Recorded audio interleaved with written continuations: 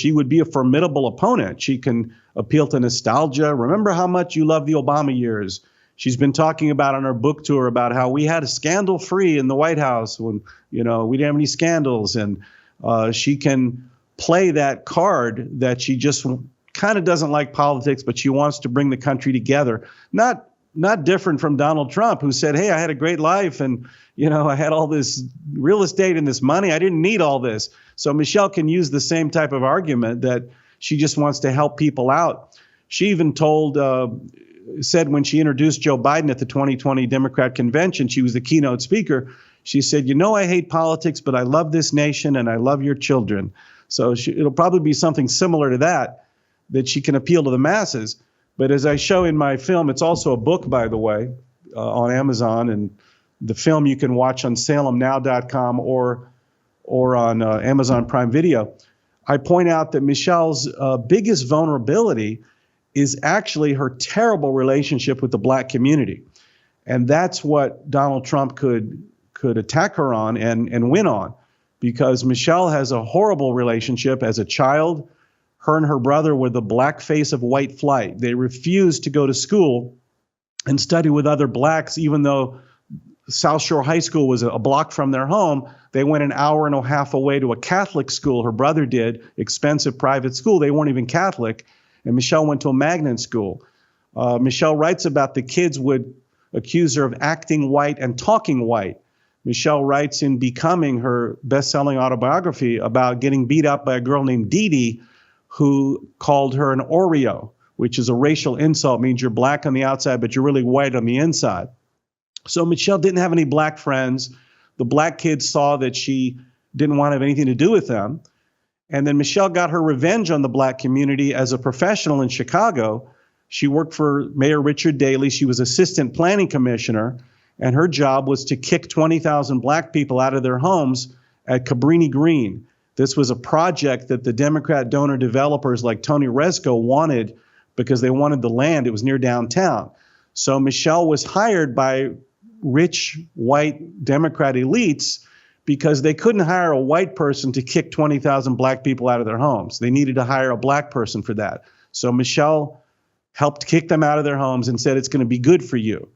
And having proving how callous she was, same thing, University of Chicago Medical Center was having a problem with the black Southsiders would show up at the emergency room. A lot of them didn't have good insurance and they were losing money.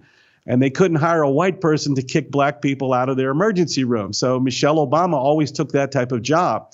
She made $300,000 a year, starting something called the Southside Health Collaborative. And Michelle's job was, if you were black and showed up at the emergency room, she would put you in a van and dump you back on the South Side in a crappy clinic in a strip mall, which was illegal. It was called patient dumping. It was specifically illegal. And Michelle would tell the black residents, this is good for you. It's going to be better for you. So Michelle, as a politician, tries to cover up her horrible exploitation of the black community by trying to pretend to be one of these ordinary black folks, by making up these phony stories that she suffered racial discrimination growing up, that she was held back in life. And I've proven that all those stories are completely false, and they're intended to manipulate black and minority voters into thinking that she would represent their interests. You saw in the trailer how when Michelle spoke to black audiences, she'd put on a phony urban accent, again, to try to convince them, hey, I'm just like you.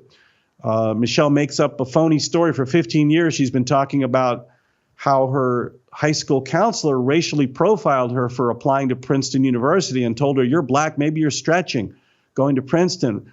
Now, I found out her high school counselor was a church-going black woman named Nan King. And there's no way she racially profiled her. The worst thing she could have said is, Michelle, you've got really low test scores for Princeton. You might want to apply to some backups. We've all kind of heard that. So Michelle is a total phony in terms of how she pretends to be one of the ordinary black folks who had their experiences. In fact, Michelle refused to have any black friends or study with them growing up. She exploited them for her career. And her political vulnerability is that terrible relationship, because the core voting group of the Democrat Party, they need 90, 95% of black voters to come out and vote for Democrats.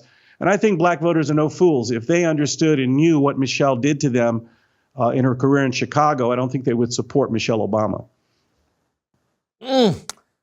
That last statement, you moved into more of my area of expertise, and I'm more cynical than you in terms of like, we got rappers that come out and call black women every name in the book, brag about murdering black people, and they're some of the most celebrated people in the black community. They're some of the most pro-black people. And so I just don't think any of these things that Michelle has done, the truth about Michelle will be irrelevant.